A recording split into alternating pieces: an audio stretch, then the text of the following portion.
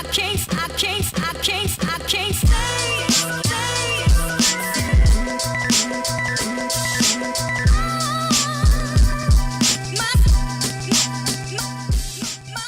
day has come. Tens of thousands of runners streaming through the streets across the city in New York City Marathon. Of all the boroughs, the Bronx section is known for being one of the toughest for the runners to get through because it begins at mile 20. It is called the Wall. This is the spot that's really mentally hard to finish for the runner. So we decided to cheer them over here for about 10 years ago.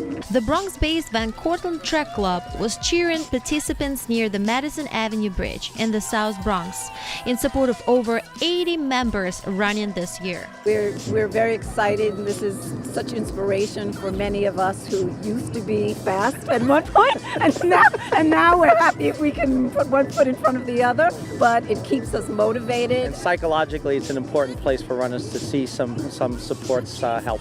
So we greet them.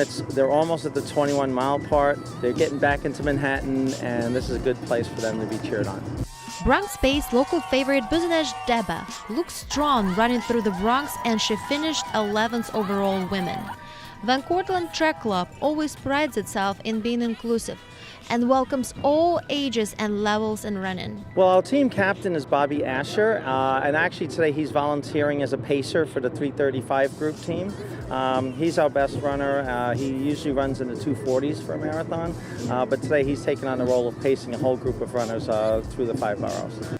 Van Cortlandt Track Club was founded 40 years ago as a small group of runners meeting for occasional jogs together. Now it is one of the most prominent clubs in New York City.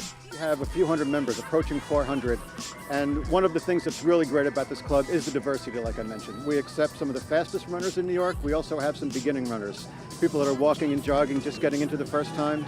And we also have a team that's the first in New York. The women's 60s team is #1. Our 70s team is #1. And some of our runners, again, the best in New York. But we also welcome newer runners. We have Monday workouts where we have people that walk or jog. We all stay together as a team. And we also have Tuesday workouts that are high testosterone, high velocity, training for our faster runners, getting ready for races like this. Saudy Tejada, representing Team Hurricane of the Bronx, ran the New York City Marathon just a few months after placing 3rd in her first Ironman at Lake Placid and winning her age group in the New York City Triathlon. She was all smiles and blowing kisses away to those who came to root for her in the Bronx. Also, team's coach Ken Rolston shared his personal story with BronxNet. I ran in the 3rd New York City Marathon, which was in 1972. I was a student at Lehman College, and during the college cross-country season, a few of us renegades went against the coach's orders and ran in the New York Marathon. Half a dozen of us did it. My brother and I did it.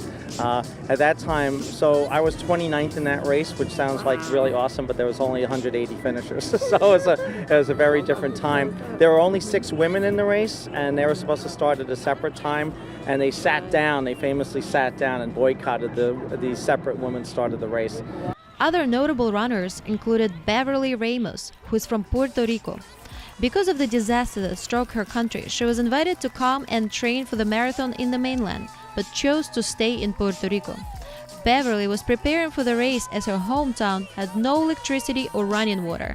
Puerto Rican native finished 24th. Latino sports and local organizations were also there to cheer on. We're going to do something special. If you're going to come through here for a little while, at least we won't want you to forget that you came through the Bronx. And the best way to do it is to provide what the Bronx is known for, 2 of the main things, which is music. Hip-hop, this is the home of hip-hop. And this is also the home of salsa. The largest Puerto Rican community outside of Puerto Rico is here.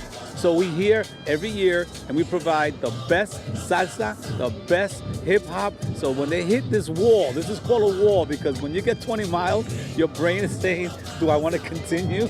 So hopefully the music, the hip-hop, the salsa, the excitement will give them that motivation.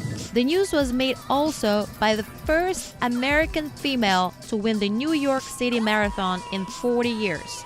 Shalane Flanagan of Oregon beat a runner from Kenya and came first in the race. It's amazing to see how something that started with just a little over 150 people turned into this.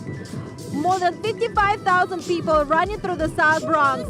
It's an honor and a pleasure to be here. Reporting from Bronx, this is Lily Eugenia for New York City Marathon 2017.